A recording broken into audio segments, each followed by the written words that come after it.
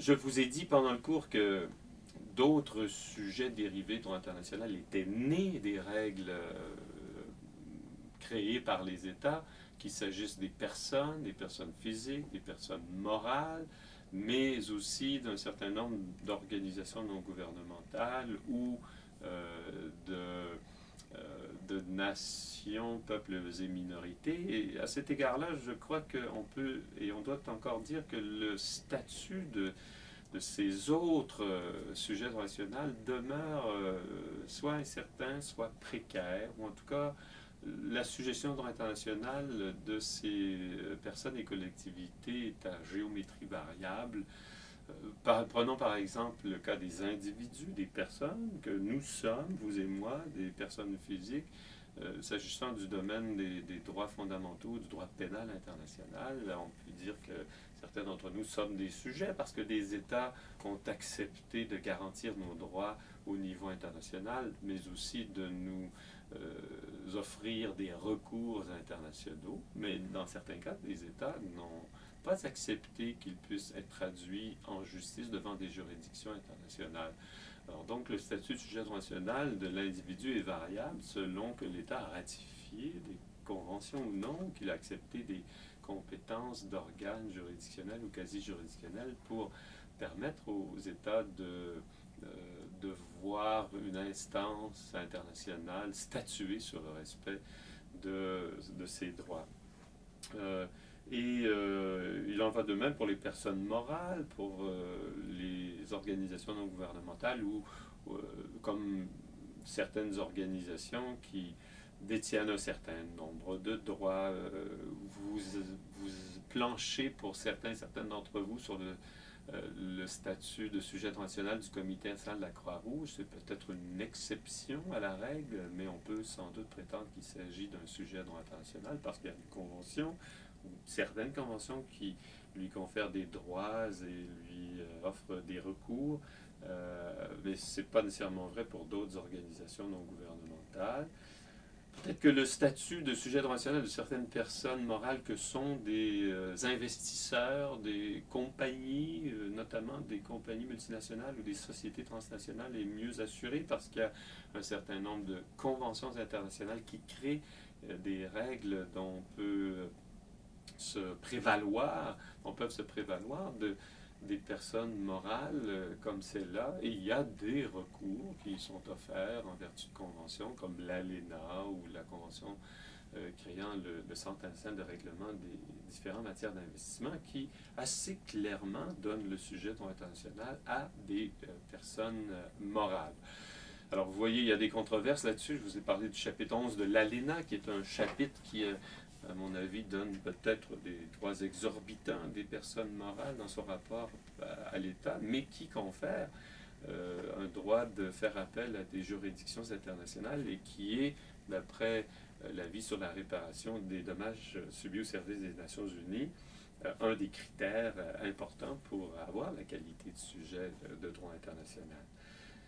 Pour ce qui est des nations, des peuples et des minorités, je vous ai dit que même si on leur a reconnu des droits collectifs, notamment pour les peuples et les nations, le droit à l'autodétermination, pour les minorités, certains droits en matière d'éducation, de langue, il est très difficile de prétendre qu'ils ont un caractère de sujet de droit international tout à fait complet, définitif, parce que rares sont les recours qui permettent à des nations, des peuples, des minorités de faire respecter leurs droits. On a toujours hésité, par exemple, à reconnaître à une nation, un peuple, le droit de saisir une juridiction internationale ou même un comité international pour assurer le respect du droit à l'autodétermination. Il y a des possibilités pour les territoires non autonomes, par exemple, de se prévaloir de certaines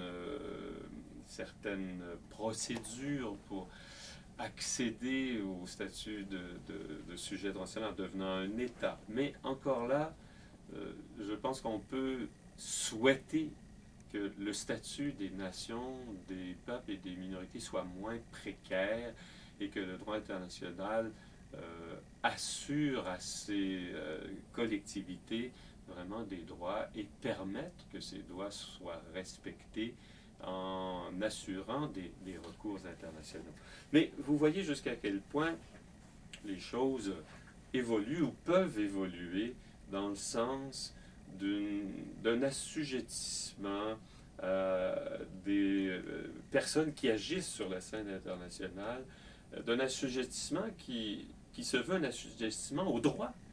Et l'idée, c'est qu'on vive dans une communauté internationale de droit ou une humanité de droit parce que la règle de droit est fondamentale, puis assure à bien des égards une sécurité, mais aussi contribue dans l'ordre international, sans doute, à assurer le maintien et la paix de la sécurité internationale, un respect des droits fondamentaux, de la dignité de l'être humain. J'aime aussi penser, et j'espère qu'un jour, ces grandes collectivités que sont la communauté internationale, ou encore mieux l'humanité, pourraient un jour être vues comme des sujets de droit international, accéder à ce statut de sujet de droit international. D'ailleurs, c'est intéressant de voir jusqu'à quel point, pendant tout le trimestre, il a été question de la communauté internationale dans nos médias. On parle de la communauté internationale lorsqu'on parle du conflit récemment qui a été déclenché par une attaque de la Corée du Nord sur la Corée du Sud. On en parle constamment dans le cadre de la reconstruction en Haïti. Il est question de l'aide de la communauté internationale, où on condamne parfois la communauté internationale de ne pas suffisamment aider et de le faire trop lentement, Haïti, à se reconstruire, à se rebâtir. Et dans l'article que je vous invite à lire, là, cette note sur les modes d'existence de la communauté internationale, rédigée par Francis Château-Renaud, qui est un professeur ou un maître de conférence à l'École des hautes études en sciences sociales à Paris, ben, vous allez trouver une étude fascinante sur les récurrences, ou les occurrences, devrais-je dire, du mot communauté internationale dans les médias. Ici, c'est Le Monde et Le Monde diplomatique. Mais lisez vos journaux et je vous invite à lire les journaux, écouter la radio et la télévision dans les prochaines années et voir jusqu'à quel point la communauté internationale est entrée dans nos mœurs. On parle d'elle comme si elle existait. D'ailleurs, je vous ai raconté cette histoire assez fascinante qui m'est arrivée il y a quelques années quand j'étais à Sarajevo, en Bosnie-Herzégovine, et quand des jeunes juristes me parlaient de leur travail pour la communauté internationale. Ils me disaient qu'ils travaillaient pour l'IC, l'International Community, la communauté internationale. C'était leur employeur. Et je crois que cette notion de communauté internationale, un jour, pourrait être enchâssée dans des textes. Elle l'est déjà. Il y a des résolutions quand même de l'Assemblée générale des Nations unies et d'autres organisations qui parlent nommément de la communauté internationale. Et cette communauté, c'est bien de parler de communauté parce qu'une communauté, c'est un groupe qui a davantage que des intérêts. Elle a une volonté de vivre en commun, en tout cas de faire en sorte que ses membres vivent en commun, aient des objectifs communs et cherchent à trouver des moyens pour les atteindre.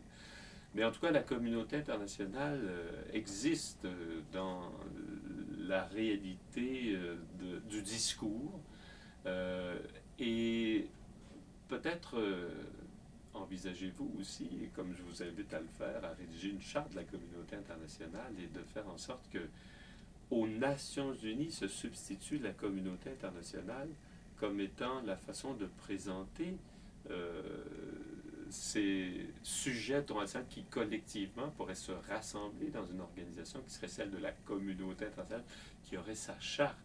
Et se pose la question, qui fait partie de cette communauté internationale? Si c'est un sujet de droit international, quelles en sont ses composantes?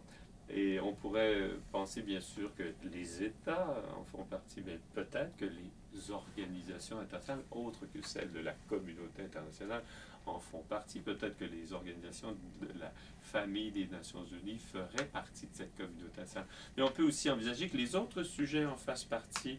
Par exemple, les peuples, les nations et les minorités, pourquoi n'auraient-elles pas à l'intérieur de la communauté, celle d'une place, et par exemple une place dans les instances délibérantes, même si elles ne sont pas des États souverains.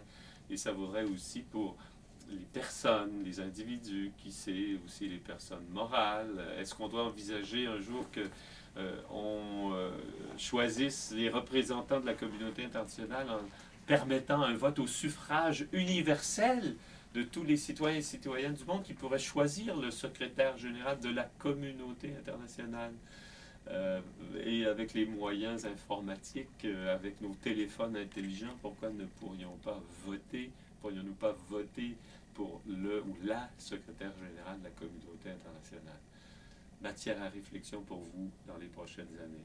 Mais pourquoi ne pas envisager mieux encore de nous décrire collectivement comme l'humanité?